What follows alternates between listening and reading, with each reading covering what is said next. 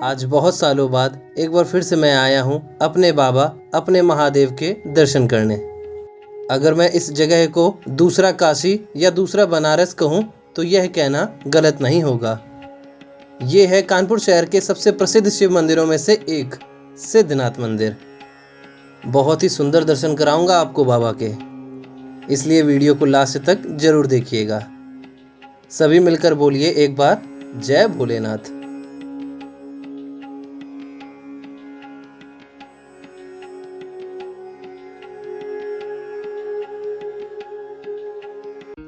आइए सबसे पहले बात करते हैं यहाँ की लोकेशन के बारे में और रेफरेंस पॉइंट लेते हैं रामा देवी चौराहे को। दोस्तों, रामा देवी चौराहे तक पहुँचते ही आपको जाजमऊ क्षेत्र की तरफ यानी नॉर्थ साइड लगभग 2.5 किलोमीटर आगे बढ़ना होगा। वहाँ से आगे बढ़ने पर पहले आपको एक चौराहा मिलेगा जिसका नाम है जेके चौराहा, और इसी चौराहे से थोड़ा आगे बढ़ने पर आपको एक और चौराहा मिलेगा जिसका नाम है जाजमऊ चौराहा, जिसे यहाँ पर चुंगी चौराहा के नाम से भी जाना जाता है। दोस्तों, इस चौराहे तक पहुँचते ही आपको यहाँ से राइट टर्न लेना है और यहाँ से बढ़ना है लगभग 1 किलोमीटर आगे ही बढ़ते आपको यह बोर्ड देखने को मिलेगा जिसमें लिखा है सिद्धनाथ मंदिर, और ठीक इस जगह से लेफ्ट टर्न लेने पर लगभग 1 किलोमीटर आगे बढ़ने पर आपको यह मंदिर देखने को मिलेगा। ये है इस मंदिर का गेट, और आइए अब आपको ले चलते हैं इस मंदिर के परिसर में। दोस्तों, यह मंदिर जाजमऊ क्षेत्र के काफ़ी डेंस एरिया में स्थित है और जाजमऊ क्षेत्र में ज़्यादातर मुस्लिम वर्ग के लोग निवास करते हैं, लेकिन इस मंदिर में मुस्लिम वर्ग के लोग भी अपनी मनोकामना लेकर आते हैं और बाबा के दर्शन करते हैं। इस वजह से यह मंदिर अपने आप में एक अलग महत्व भी रखता है, जहाँ पर किसी भी वर्ग का व्यक्ति आ सकता है। और यह तो आप जानते ही हैं कि जाजमऊ के क्षेत्र में बहुत से टीले आपको देखने को मिलते हैं, तो इस प्रकार यह मंदिर भी कुछ ऊंचाई पर एक टीले पर स्थित है। अब उस टीले की भी एक अलग कहानी है जिसके बारे में मैं आपको अभी कुछ देर में बताऊंगा। आइए उससे पहले चलते हैं इस मंदिर के अंदर।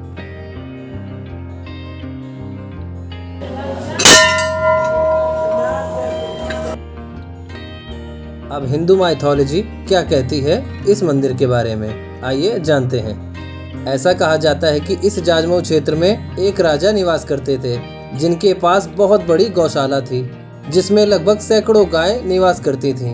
उन्हीं में से एक विशेष गाय भी थी जिसके 5 थन थे और राजा को वह गाय अत्यंत प्रिय थी। वह गाय अक्सर इस क्षेत्र के एक टीले पर घास खाने जाया करती थी और उस टीले की चोटी पर जाकर उसके ऊपर कुछ दूध की बूंदें गिरा दिया करती थी। आसपास के क्षेत्रवासियों द्वारा जब यह बात राजा को पता चली तो राजा ने उस टीले की खुदाई शुरू करवाई। खुदाई करने के बाद वहां से भगवान शिव जी का एक शिवलिंग प्राप्त हुआ, जिसे देखकर सभी आश्चर्य में पड़ गए। राजा ने उस शिवलिंग की स्थापना करके एक भव्य मंदिर बनवाने का फैसला किया।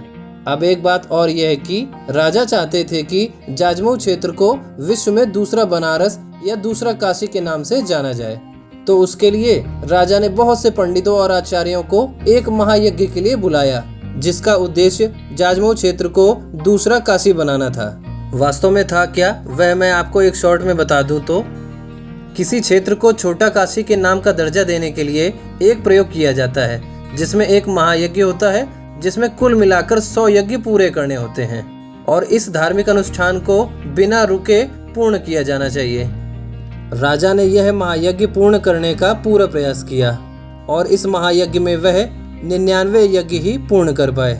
100वां यज्ञ पूरा होने ही वाला था कि वह किसी कारणवश बीच में ही खंडित हो गया और कानपुर शहर का यह जाजमऊ क्षेत्र दूसरा काशी या दूसरा बनारस बनते बनते रह गया। उसके पश्चात राजा ने सिर्फ इस मंदिर को ही एक बेहतरीन रंग रूप दिया और यहाँ पर एक शिवलिंग की स्थापना की, और इस प्रकार सिद्धनाथ मंदिर का अस्तित्व पड़ा। दोस्तों, यह जानकारी मुझे यहाँ के एक पुजारी जी ने दी, जो कि मैंने आपको अपनी भाषा में अपने वीडियो में बताया। मैं आशा करता हूँ कि आपको मेरे द्वारा दी गई यह जानकारी पसंद आई होगी, तो कृपया हमारे वीडियो को लाइक जरूर कीजिएगा। दोस्तों, मैं आपको बाबा सिद्धनाथ के 3 अलग अलग टाइम के स्वरूपों के दर्शन कराऊंगा। एक दोपहर, और उसके बाद शाम, और उसके बाद सुबह के। दिल थाम के रखिएगा दोस्तों, क्योंकि बाबा के यह दर्शन आप कभी भूल नहीं पाएंगे।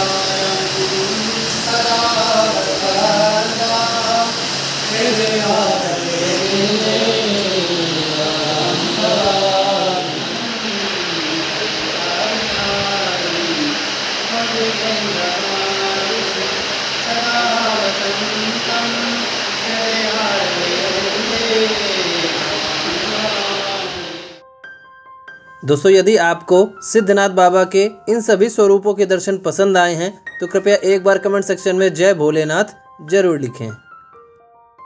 आइए अब मैं आपको इस मंदिर के आसपास का आउटर एरिया और नीचे के घाट सेक्शन का एक ओवरव्यू दे देता हूं। दोस्तों, यदि आप हमारे चैनल पर नए व्यूअर हैं तो मैं आपको बता दूं, यह कानपुर ट्रैवल सीरीज का 15वां एपिसोड है। यदि आप भी हमसे जुड़कर इन सभी वीडियोस को एंजॉय करना चाहते हैं तो कृपया हमारे चैनल को सब्सक्राइब जरूर कर लें, क्योंकि यहाँ पर मैं आपके लिए इसी तरह ट्रैवलिंग से रिलेटेड वीडियोस लाता रहूँगा।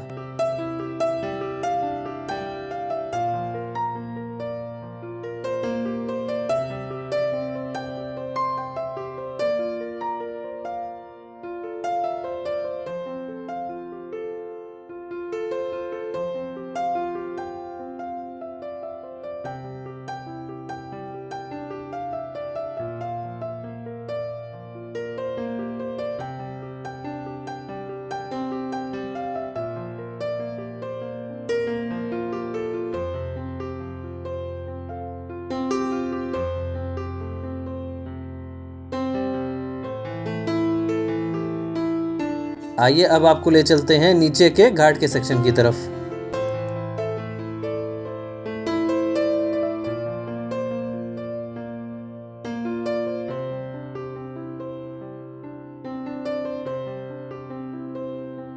दोस्तों, मैं इस बारे में ज़्यादा कुछ तो नहीं कहूँगा, लेकिन बस इतना कहना चाहूँगा कि इस क्षेत्र में रहने वाले लोगों और प्रशासन को इस मंदिर की देखरेख की बहुत ज़्यादा ज़रूरत है।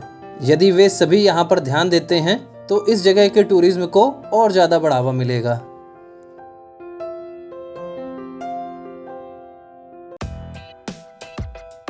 बताइए फ्रेंड्स, आप सभी को आज का हमारा यह एपिसोड कैसा लगा? कृपया कमेंट करके मुझे ज़रूर बताइएगा।